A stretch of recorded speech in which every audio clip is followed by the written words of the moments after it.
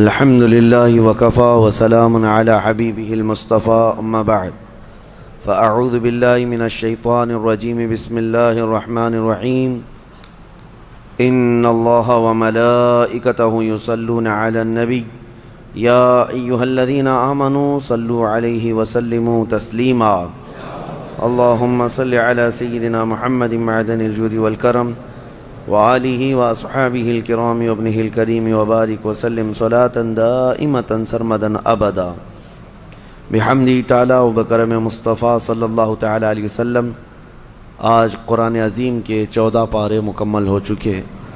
اللہ کریم بقیہ قرآن عظیم کے حصے کو صحیح تجویز سے تلاوت کرنے اور آپ سب کو سماعت کرنے کی توفیق عطا فرمائے۔ عزیزان گرامی، آج ہم نے سورۃ الحجر کی تلاوت کی ہے اور سورہ نحل کی۔ یہ 2 سورتیں قرآن پاک میں آئی ہیں۔ دونوں کے معنی اگر میں آپ کو بتاؤں تو سننے والے کو ایسا لگے گا کہ اس کا کیا مطلب ہے۔ حجر کہتے ہیں پتھر کو، حجر اسود آپ نے سنا ہوگا۔ حجر جو ہے پتھر کو کہتے ہیں، اصحاب الحجر کا اس میں نام ہے، یعنی پتھر والے لوگ، وہ ایک قوم تھی، ان کا تذکرہ اس میں آیا ہے۔ اور سورۃ النحل دوسری سورہ ہے جس کا مطلب ہے شہد۔ شہد کے نام سے پوری قرآن میں سورہ ہے۔ وہ دونوں کا تذکرہ قرآن پاک میں آیا ہے اور دونوں بہت عجیب و غریب چیزوں کا ذکر ہے۔ یہ اصحاب الحجر کون تھے؟ پتھر والے لوگ۔ یہ ایک ایسی قوم تھی، بہت اونچے چوڑے لمبے لوگ تھے، بڑے طاقتور لوگ تھے، اور ان کا کام یہ تھا کہ پورے پتھر کے پہاڑ کو ہاتھوں سے تراش کر کے اپنا گھر بنا لیتے تھے۔ یہ معمولی بات نہیں ہے، یعنی پتھر کو ڈیزائن کرنا، تراشنا اور اس کے اندر جو ہے دروازے بنانا، کمرے بنانا، سب پہاڑ کے اندر ہی ہوتا تھا۔ باقی کوئی چیز اینٹ سیمنٹ سے جس طرح دیواریں بنائی جاتی ہیں نہیں ہیں۔ یہ وہ آج بھی ان کے بنائے ہوئے گھر میں موجود ہیں۔ مدائن صالح اس کو کہا جاتا ہے، سعودی عرب میں یہ شہر موجود ہے، الاولا نام سے۔ اب ان لوگوں نے اس کو پکنک پوائنٹ بنا دیا ہے۔ پہلے وہاں کوئی جاتا نہیں تھا، لیکن اب ہر چیز میں پیسہ چاہیے تو اس کو بھی ٹورسٹ پلیس کے طور پر کھول دیا گیا ہے۔ تو یہ حضرت صالح علیہ السلام کی قوم ہے۔ حضرت صالح علیہ السلام کو اس قوم کی ہدایت کے لیے بھیجا گیا تھا۔ تو حضرت صالح علیہ السلام آئے۔ اس قوم کو قوم سمود بھی کہا گیا ہے۔ اکڑ بھی بہت تھی، گھمنڈ بھی بہت تھا۔ جتنے لمبے تھے اتنے گھمنڈ بھی تھے، متکبر تھے، اور وہ اپنے سامنے کسی کو بھی کچھ نہیں سمجھتے۔ وہ سمجھتے کہ سب سے زیادہ طاقتور ہم ہیں، اور بڑے فنکار لوگ تھے۔ تو جب حضرت صالح علیہ السلام ان کے پاس آئے اور ایمان کی انہیں دعوت دی، ایک تو وہ طاقتور تھے، پہاڑوں کو تراش کر گھر تو بنا لیتے، لیکن ایمان سے محروم تھے۔ حضرت صالح علیہ السلام نے ایک خدا کی طرف دعوت دی، اللہ کی عبادت کرو اور دوسرے بتوں کی پوجا، یہ فلاں فلاں چیزیں چھوڑ دو۔ انہوں نے کہا آپ جھوٹ بولتے ہیں، یہ سب چیزیں ہوتی نہیں ہیں۔ وَلَقَدْ كَذَّبَ أَصْحَابُ الْحِجْرِ الْمُرْسَلِينَ۔ کذب کا مطلب ہوتا ہے جھٹلا دیا۔ حضرت صالح علیہ السلام کو سیدھے سے انہوں نے نکار دیا، کہا کہ آپ نبی نہیں ہیں، آپ کوئی نبی ہیں، کوئی رسول ہیں؟ تو بہرحال حضرت صالح علیہ السلام کنٹینیو دعوت دیتے رہے۔ تو اس قوم نے کیا کہا جانتے ہیں؟ ہم تو اپنے ہاتھوں سے پہاڑ کو تراشتے ہیں تو گھر بن جاتا ہے، آپ اگر سچ میں اللہ کے نبی ہیں تو اس پہاڑ سے کوئی زندہ جانور نکال کر کے دکھا دیجیے۔ آپ پہاڑ کے یعنی پتھروں سے۔ تو حضرت صالح علیہ السلام کو چیلنج کیا تھا لوگوں نے۔ نبی صالح علیہ السلام ایک پتھر کے پاس آئے اور اس پتھر کو آپ نے ہاتھ مارا تو اس پتھر سے ایک اونٹنی پیدا ہوئی، اور وہ بھی حاملہ اونٹنی، چلتی تھی، پھرتی تھی، ساری چیزیں۔ آپ کو میں یہ بات بتا دوں کہ جانور سے جانور کا پیدا ہونا یہ نیچرل ہے، اور کسی پتھر سے ایک جاندار پیدا ہو جانا، اس کو کیا کہیں گے؟ یہ معجزہ ہے۔ اب یہاں پر میں رک کر کے آپ کو یہ بتا دوں، کچھ لوگ یہ کہتے ہیں یہ سب کہانیاں ہیں اسلام میں، جیسے ایتھسٹ، ان کے بہت اعتراضات ہیں کہ معجزہ ایسا کیسے ہو سکتا ہے، چاند کیسے پھٹ گیا. آپ کہتے ہیں یہ سب تو آپ کی بنائی ہوئی باتیں ہیں، یہ معجزے کو نہیں مانتے کہ نیچر کے خلاف ایسا نہیں ہو سکتا. ہم کہتے ہیں نیچرل چیز آپ کو یہ لگتی ہے، لیکن کچھ چیزیں ایسی ہوتی ہیں جس کو سپر نیچر کہا جاتا ہے. قانون سے بھی بڑھ کر کے کوئی چیز ہوتی ہے، قانون سے بڑھ کر کے، یعنی کوئی چیزیں ہیں دنیا میں، کچھ قانون ہے. میں آپ سے پوچھتا ہوں، گریویٹی کا قانون پتہ ہے نا؟ اکثر سارے بچے جو پڑھے لکھے ہیں وہ جانتے ہیں گریویٹی، یہ لا آف گریویٹی جس کو کہتے ہیں، کوئی بھی چیز اوپر جائے گی تو زمین کی طرف نیچے گر جائے گی. ہاں، ایک چھوٹی سی بھی چیز، ابھی اس کو میں انگوٹھی کو ادھر چھوڑوں تو کیا یہ رکھی کھڑی رہے گی؟ قانون کیا ہے؟ گریویٹی کا جو لا آف گریویٹی، ہر چیز زمین اس کو کھینچتی ہے. کشش ثقل اس کو کہتے ہیں، ہر وزنی چیز کو زمین اپنی طرف کھینچ لیتی. یہ قانون ہے، لا آف گریویٹی ہے. لیکن اس کے برخلاف بھی تو ہم دیکھ رہے ہیں ہزاروں کلو کے وزن کی ایروپلین ہوا میں اڑتی ہے، اس کو زمین کیوں نہیں کھینچ لیتی؟ یہ کچھ لا آف گریویٹی سے بڑھ کر کے کوئی انسان ہی نے بنایا نا، اور دنیا اس کو ایکسیپٹ کر رہی ہے. ہونا تو یہ چاہیے. پانی میں ایک چھوٹا سا تنکا بھی ڈال دو، کیا ہوگا؟ پانی میں اندر چلا جائے گا. لیکن ہزاروں ٹن وزن لے کر کے کچھ شپ، کچھ جہاز پانی پر ایسے ہی تیرتے ہوئے جاتے ہیں، انسانوں کو بھی لے کے چل رہے ہیں، سامان کو بھی لے کے چل رہے ہیں. تو قانون جو ہے اس سے ہٹ کر کے بھی تو کچھ چیزیں ہوئی ہیں نا، دنیا میں ہو بھی رہی ہیں. تو معجزہ جو ہوتا ہے وہ سپر نیچر ہے، اور یہ بھی اللہ کے نبیوں سے ہے. جب لوگ ان سے مطالبہ کرتے ہیں تب اللہ تعالیٰ اپنے نبی کو یہ اختیار دیتا ہے، اور وہ نبی اپنی طاقت سے ایسا معجزہ دکھاتے ہیں. اب پتھر سے اونٹنی کا پیدا ہونا یہ معجزہ ہے. ان کو، بعض لوگوں کو یہ ہضم نہیں ہوگی بات اور سمجھ میں نہیں آئے گی. ان سے کہو اگر سمجھ میں آ جائے تو معجزہ ہی نہیں ہے. اگر سمجھ میں آ جائے، معجزہ وہ ہے جو عام انسان کی سمجھ میں نہ آئے.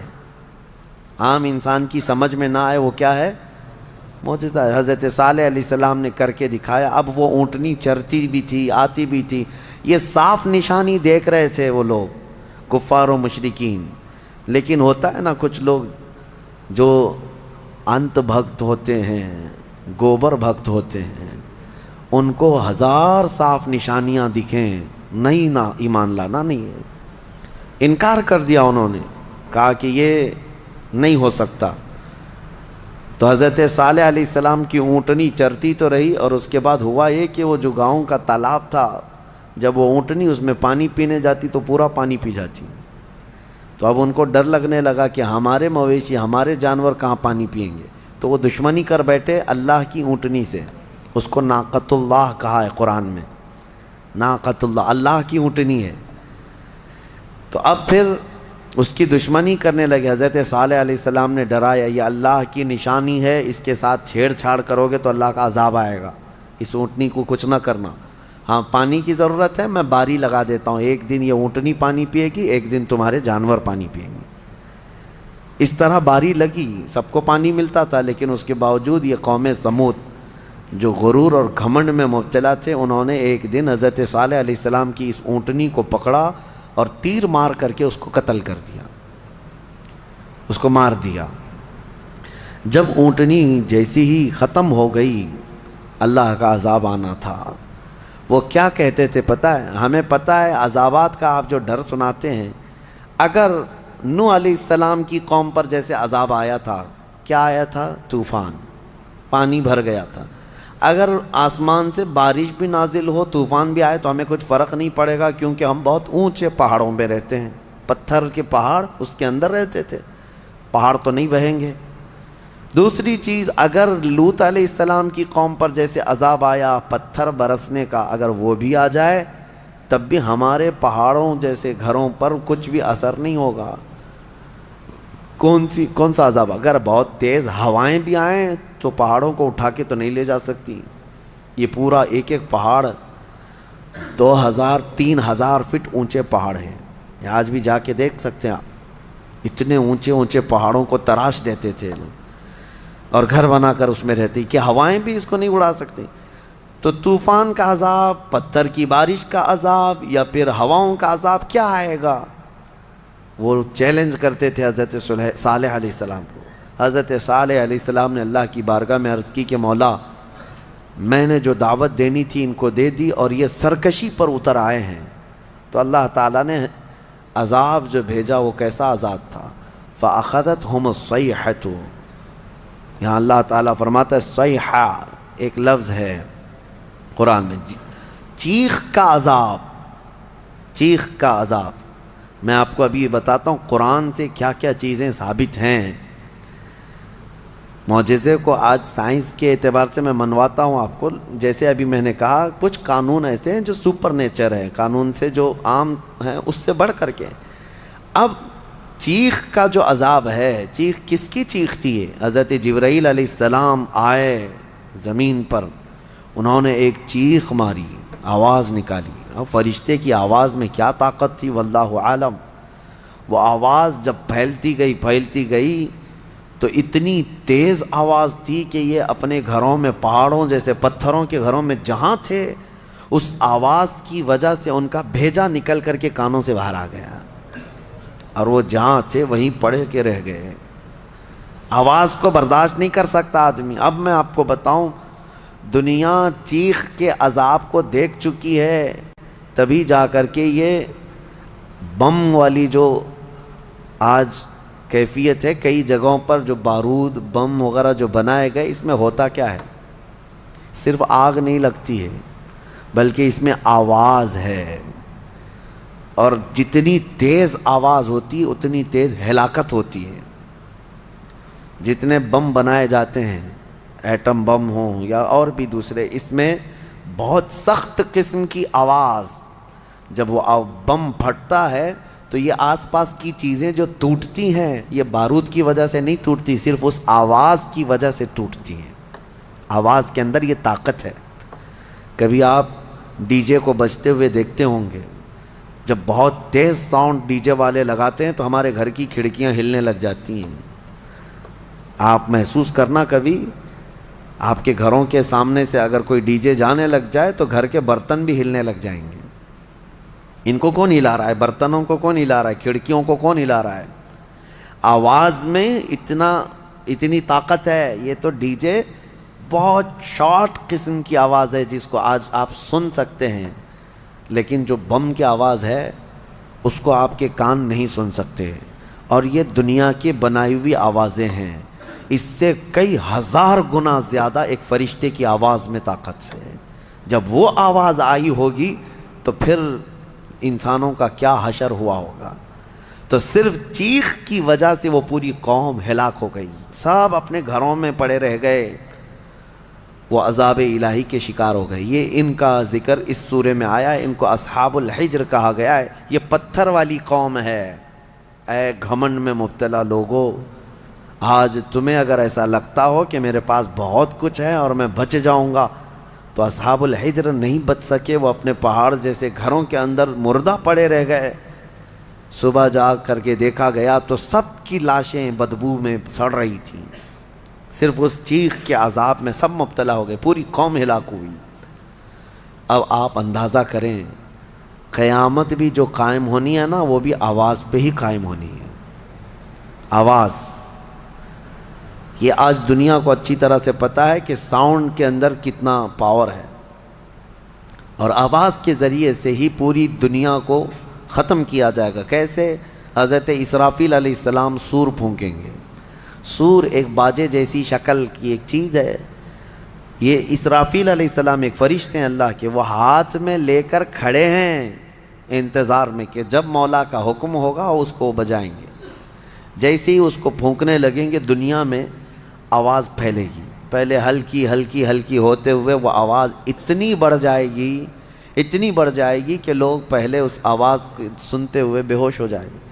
پھر اسی آواز پر پوری دنیا کی موت ہو جائے گی، ایک بھی باقی نہیں رہے گا، ایک بھی باقی نہیں رہے گا۔ اس سور کی آواز پر سارے کے سارے پورے روئے زمین پر جتنے انسان ہیں وہ سب کے سب مر جائیں گے۔ یہ قیامت قائم ہونے کا منظر ہے۔ پھر اللہ تبارک و تعالیٰ زمین میں زلزلے پیدا فرمائے گا، اور پھر یہ پہاڑ سب پورے اڑنے لگ جائیں گے، زمین ختم کر دی جائے گی، ساری چیزیں ختم کر دی جائیں گی۔ پھر اللہ تبارک و تعالیٰ جو میدان قیامت قائم فرمائے گا، پھر اس میں سارے انسانوں کو جمع کرے گا۔ تو سور پھونکا جائے گا، اور سور کی آواز بہت تیز ہوگی، لیکن الحمدللہ آپ نہ گھبرائیں، ہمارے اوپر نہیں آنی ہے قیامت، کیونکہ فرمایا گیا قیامت جو ہے کسی بھی مومن پر نہیں آئے گی۔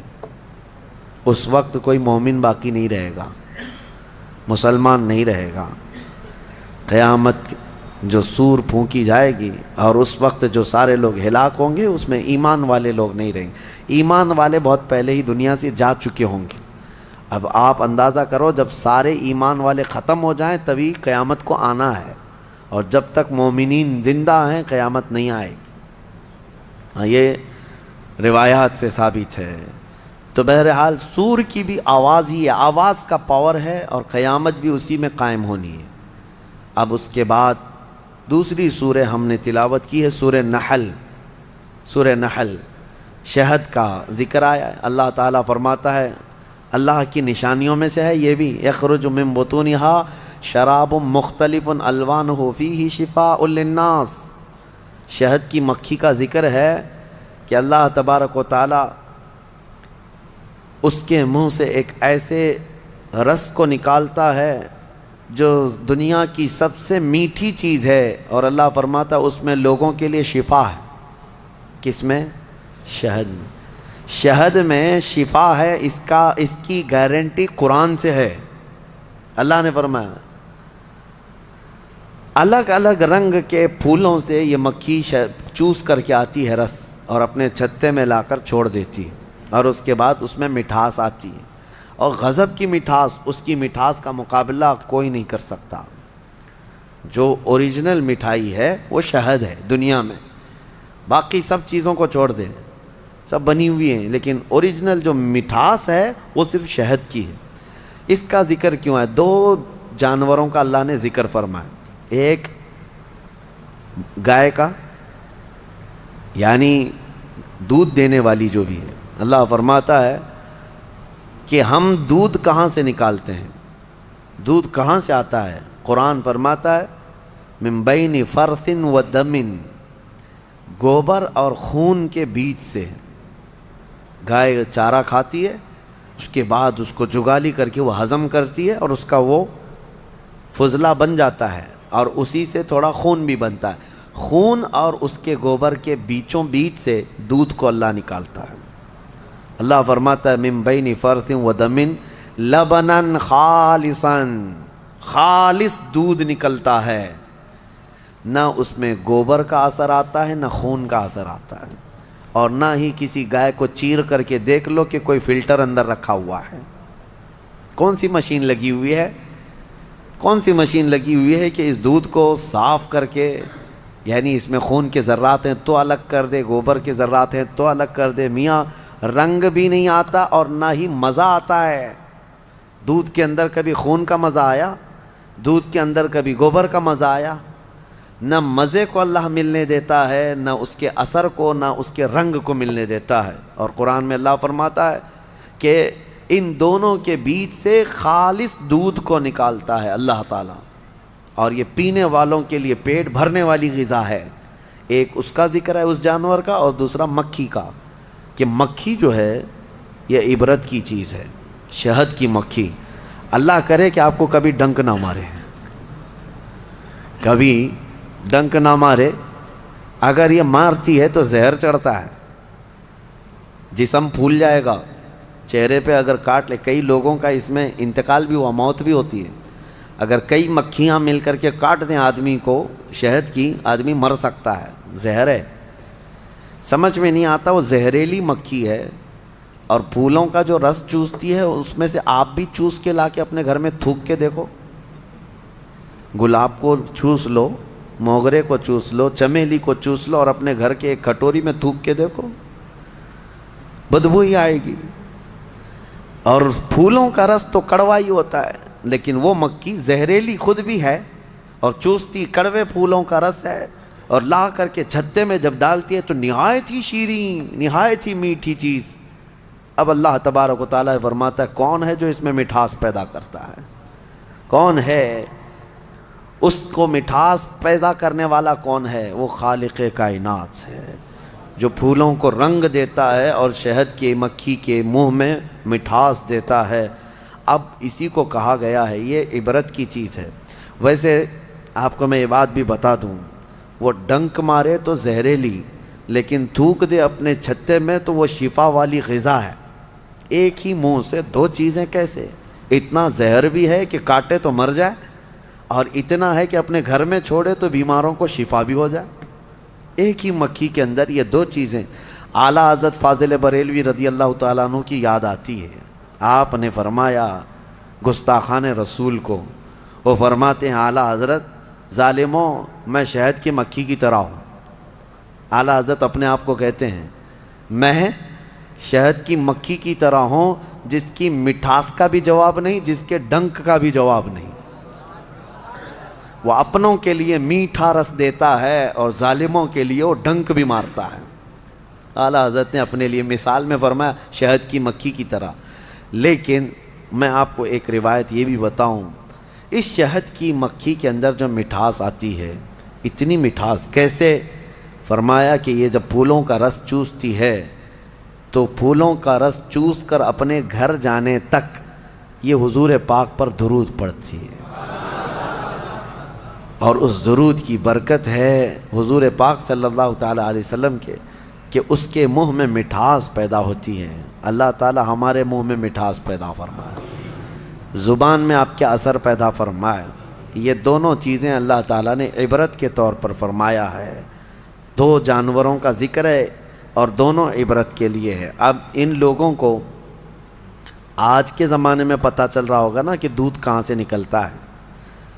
आज सर्च करके बता रहे होंगे ना कि दूध कहाँ से निकलता है। डायरी वालों को पूछो या इसके जो रिसर्च स्कॉलर्स हैं उनसे पूछें। लेकिन कुरान 1400 साल पहले बग़ैर किसी सोनोग्राफी के, बग़ैर किसी चीर फाड़ के जब बता रहा है, तो आज भी इन लोगों को अकल में नहीं आती बात कि आखिर ये बातें कुरान में आई कैसे। उस वक्त ना साइंस का वजूद, ना किसी मशीन का वजूद।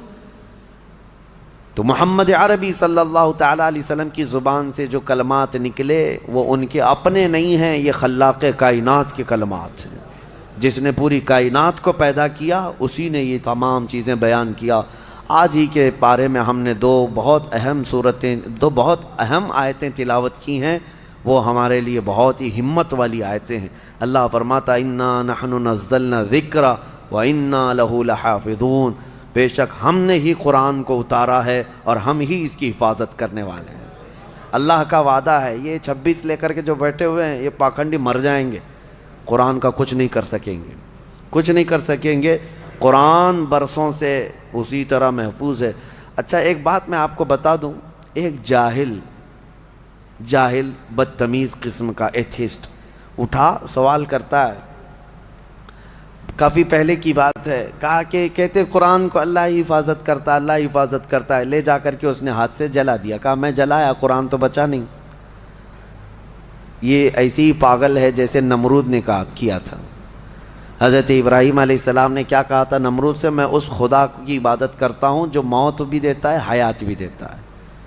तो उसने क्या किया? जेल से 2 कैदियों को निकाला और एक को मार डाला और एक को आज़ाद किया। कहा मैं भी ज़िंदगी और मौत देता हूँ। ये ऐसी ही पागल एथिस्ट है। उसने कुरान को जला करके या ख़त्म करके कहा कि कहाँ बच सका। नादानो, कुरान का मतलब ये औराक नहीं है, ये फ़ना है। ये चीज़ें, वरक़ जो है ये दुनिया की बनी हुई है। हम उस रेवलेशन को मानते हैं जो कुरान नाजिल हुआ है, जो नफ्स मज़मून है, वो कभी फ़ना नहीं होगा, वो कभी ख़त्म नहीं होगा। वो इल्म इलाही है, वो अल्लाह की सिफत है, वो अल्लाह की सिफत है। कुरान मेरे सीने में है, इनके सीने में है, या वरक़ पर है, ये सब चीज़ें जा सकती हैं, ये चीज़ें जा सकती हैं, लेकिन वो रेवोल्यूशन وہ نزول قرآن کا وہ کبھی ختم نہیں ہوگا. اس کے متعلق ہم کہتے ہیں تم 100 نہیں 1000 نہیں لاکھ جلا لو. اور آگ کو جلانے کا مطلب یہ سمجھتے ہیں کہ قرآن جلا دیا, قرآن ختم ہو گیا. نہیں, قرآن کی حفاظت اللہ خود فرما رہا ہے. اللہ فرما رہا ہے یہ اپنے گھر دیکھ لیں, گھر نہیں بچا پا رہے ہیں, ان کا اپنا کوئی محفوظ نہیں رہ گیا ہے. اور یہ آج کی بات نہیں ہے میرے عزیزو, برسوں سے. ایک سوال یہ بھی آتا ہے کہ قرآن وہی آتھینٹک ہے یا نہیں. اس سے قبل بھی میں پہلی ہی تفسیر میں اس کو بتا دیا تھا جب شروع کیے تھے ہم لوگ. یہ سوالات یہ ملحدین کی طرف سے آتے ہیں, بددین ایتھسٹ جو ہیں, ناستک لوگ, وہ کہتے ہیں کہ کیسے پتہ. ہم نے یہی کہا کہ اگر اس کے خلاف تمہارے پاس کوئی ثبوت ہے کہ کوئی دوسرا بھی قرآن تھا تو لا کے دکھا دو. 1400 سال سے کہاں سوئے ہوئے تھے سارے لوگ. ایک ہی قرآن کیوں ہے پوری دنیا میں جو الحمدللہ سے شروع ہوتا ہے والناس پہ ختم ہوتا ہے. وہ کہیں کا بھی ہو, امریکہ کا ہو, انڈیا کا ہو, افریقہ کا ہو, پاکستان کا ہو, عرب کا ہو, کہیں پر بھی جاؤ قرآن آپ کو یہی ملنے والا ہے. حتیٰ کہ ہمارے درمیان سینکڑوں فرقے ہو گئے ہوں گے, ہر فرقے میں قرآن یہی ہے, یہی قرآن ہے. شیعوں کے ہاں بھی, دیوبندیوں کے ہاں بھی, اہل حدیث کے ہاں بھی, چاہے جتنے بھی مکاتب فکر دنیا میں ہیں, فرقے ہیں, سب کے پاس قرآن یہی ہے, یہی قرآن ہے. تو کوئی الگ قرآن کیوں نہیں ملتا؟ یہ ان کے لیے سب سے بڑا سوال ہے کہ اتنے تواتر تک, یعنی لاکھوں لوگوں کا ایک چیز پر جمع ہونا دنیا میں محال ہے. کوئی ایک تو اگینسٹ ہوگا. اب مسئلہ یہی ہے نا کہ قرآن کے خلاف یہ اس لیے زہر اگلتے رہتے ہیں کہ کبڑا یہ چاہتا ہے کہ پوری دنیا کبڑی ہو جائے. وہ یہ نہیں چاہتا کہ میری پیٹھ صحیح ہو جائے, وہ یہ چاہتا ہے کہ دنیا میں سب ویسے ہی دکھتے رہیں جیسے میں کبڑا ہوں. ہاں, خود کے گھروں کی کتابوں کا حال تو یہ ہے کہ بیچارے یہاں ایک الگ پبلش ہوتی ہے, وہاں ایک الگ پبلش ہوتی ہے, سب کے روایتیں بدلی ہوئی ہیں, اس کا مضمون الگ ہے, اس کا مضمون الگ ہے. بائبل پتہ نہیں مارکیٹ میں کتنی ملتی ہے, الگ الگ ہے. ویدوں میں تبدیلیاں ہیں, پران میں تبدیلیاں ہیں, شرح لکھنے والوں میں الگ الگ باتیں ہیں. تو ظاہر سی بات ہے دنیا میں دوسری کتابوں کو انہوں نے دیکھا تو سوچتے ہیں قرآن بھی ایسا ہی ہے. میں یہ کہتا ہوں ترجمے 1000 ہو سکتے ہیں, تفسیریں 1000 ہو سکتی ہیں, لیکن قرآن کا وہ نفس مضمون ایک ہی رہے گا, قیامت تک ایک ہی رہنے والا ہے. اور یہی اللہ کا وعدہ ہے, ہم نے ہی قرآن کو اتارا ہے اور ہم ہی اس کی حفاظت کرتے ہیں. ہاں, اور دوسری آیت جو میں کہہ رہا ہوں, 2 آیتیں ہم نے پڑھی ہیں. دوسری آیت ہے وَنَزَّلْنَا عَلَيْكَ الْقُرْآنَ تِبْيَانًا لِكُلِّ شَيْءٍ. اللہ فرماتے ہیں ہم نے قرآن میں ہر چیز کا واضح بیان کر دیا ہے, واضح بیان کر دیا. میں تقریباً آج سے 10 سال پہلے کی بات ہوگی, تو 2012 وغیرہ میں ایک صاحب وہ پوچھنے لگے, وہ بڑے ماڈرن خیالات کے ہیں, تو انہوں نے کہا آپ کہہ رہے ہیں قرآن میں ہر چیز کا واضح بیان ہے, تو کیا پیٹرول کا بھی ذکر ہے قرآن میں؟ اور پتہ نہیں پیٹرول ہی شاید اس کو زیادہ اچھا لگتا ہو یا پیٹرول پیتا ہو. میں نے کہا پیٹرول کیا, اللہ نے فرمایا ہر چیز کا واضح بیان ہے, ہر چیز کا واضح بیان ہے. ہم نے ان سے پوچھا تمہیں پتہ ہے سمندر میں موتیاں ہیں؟ پتہ ہے نا, سمندر میں ہی ہوتی ہیں نا موتیاں. کہا ہاں ہے. کہا جاؤ ڈوب کے لے کے آؤ. کہا ہمارا کام نہیں ہے. کہا کس کا ہے؟ وہ جوہری کا کام ہے جو غوطہ لگاتا ہے. کہا یہی قرآن میں ہر چیز کا بیان ہے, اس میں غوطہ لگانے کا کام اماموں کا ہے جو مجتہدین ہیں, ائمہ مجتہدین ہیں, علماء صالحین ہیں. جس کا جیسا علم ہوگا وہ غوطہ لگاتا ہے اور قرآن سے نکالتا ہے. ارے سیدنا عبداللہ ابن عباس سید المفسرین صحابی ہیں, حضور سے سب سے زیادہ قرآن کی تفسیر سیکھنے والے. وہ کہتے ہیں قرآن کے علم کے بارے میں اگر میرے اونٹ کے گلے کی رسی بھی گم ہو جائے تو میں قرآن سے ڈھونڈ لوں گا. ہاں, قرآن سے ڈھونڈ لوں گا. تو یہ ہر چیز کا واضح بیان ہے, لیکن یہ اپنے اپنے ظرف کی بات ہے, اپنے اپنے علم کی بات ہے. ہمیں پتہ ہے سمندر میں بہت سارے خزانے ہیں, لیکن ہر ایک کا کام نہیں ہے کہ سمندر میں جا کے موتیاں لے آئے. ہاں, کچھ لوگ کوشش کر بھی لیں گے تو سیپیاں لا سکتے ہیں, سیپ لے لیں گے. موتیاں لانا اور وہ سب جانکار لوگوں کا، ماہرین کا کام ہوتا ہے۔ اسی طرح میرے عزیزو قرآن عظیم میں ہر چیز کا واضح بیان ہے۔ اس کا مطلب اب یہ بھی نہیں ایک فرقہ نکلا ہے اہل قرآن، ابھی ایک فرقہ ہے، انٹرنیٹ پر کتنے فرقے آئیں گے پتہ نہیں، ابھی 72 تو بہت پہلے ہی ہو گئے جو جہنم میں جانے والے تھے، ابھی آ ہی رہے ہیں، اس کی شاخیں پہ شاخیں ہو رہی ہے۔ اہل قرآن اور اللہ کی پناہ یہ اکثر جو ہے نا پاکستان سے نکلتے ہیں۔ ایک اسی طرح کا فرقہ جس میں وہ یہ کہتے ہیں کسی بھی حدیث کی ضرورت نہیں، کسی بھی چیز کی ضرورت نہیں، ہمارے لیے قرآن کافی ہے۔ قرآن میں اللہ نے فرمایا نا ہر چیز کا واضح بیان کیا، تو اس آیت کی وجہ سے اب کسی دوسری چیز کی ضرورت نہیں، بس قرآن ہی کافی ہے، قرآن ہی کافی۔ وہ دنیا کو ایسا گمراہ کرتا ہے آدمی، ہاں بات کرنے نہیں دیتا علماء کو، لیکن وہ لوگوں پر اپنے لچھے دار باتوں سے حاوی ہونے کی کوشش کرتا ہے۔ ہر چیز کا بیان قرآن میں، ہر چیز کا بیان قرآن میں۔ کافی سال پہلے ہمارے استاد گرامی حضور محدث کبیر رحمۃ اللہ ادام اللہ اقبالہ، آپ نے فرمایا تھا کہ آپ کا ایک اہل قرآن سے کسی سے مباحثہ ہو رہا تھا، ہر چیز کا بیان قرآن میں، ہمارے لیے قرآن کافی ہے۔ تو حضرت نے اس سے کہا کہ تو ٹھیک ہے، کتا کھانا کہاں ہے، کیا ہے بتائیے، حلال ہے کہ حرام ہے؟ قرآن میں اس کا ذکر ہونا چاہیے، صاف صاف ذکر ہو، کتا کھانا کیا ہے۔ اگر حلال ہے تو پہلے تم کباب بنا کے کھاؤ، اور حرام ہے تو پھر قرآن سے دکھاؤ۔ نہیں تھا۔ کیا قرآن میں ہر جانور کا پرٹیکولر نام ہے؟ نہیں ہے، فارمولے بتائے گئے ہیں، اور قرآن کو سمجھنے کے لیے رسول پاک کی حدیث ضروری ہے، کیونکہ وہی نور ہے جو اس پر روشنی ڈالتا ہے۔ نبی پاک صلی اللہ علیہ وسلم کی حدیثوں کے بغیر قرآن کو سمجھنے کی کوشش کرو گے، پھر اٹکل پچھو مارتے رہ جاؤ گے۔ اس کا مطلب یہ ہو سکتا ہے، اس کا مطلب یہ ہو سکتا ہے۔ نبی پاک صلی اللہ تعالیٰ علیہ وسلم کی احادیث سے جس نے قرآن کو سمجھا وہ ہدایت پر ہے، وہ ہدایت پر ہے۔ ورنہ یہی انٹرنیٹ کے کیڑے جو ابھی نکلے ہوئے ہیں اپنا فرقہ بنائے، اور انہوں نے کیا کیا انکار کر دیا، معجزہ نہیں ہوتا، یہ تورات زبور انجیل کوئی کتاب ہی نہیں تھی، ہاں، اور سب سے افضل قوم جو تھی وہ بنی اسرائیل تھی، امت محمدیہ نہیں ہے۔ آیتوں کے ذریعے سے بہت کچھ توڑ مروڑ کر کے مانے۔ کہاں سے سمجھ رہا ہے؟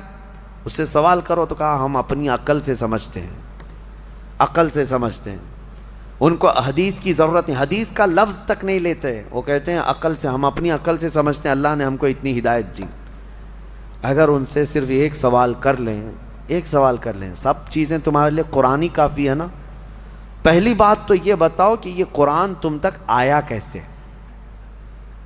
کیا تمہاری عقل پہ ڈائریکٹ نازل ہو گیا، جبرائیل امین لا کر کے دے دیے؟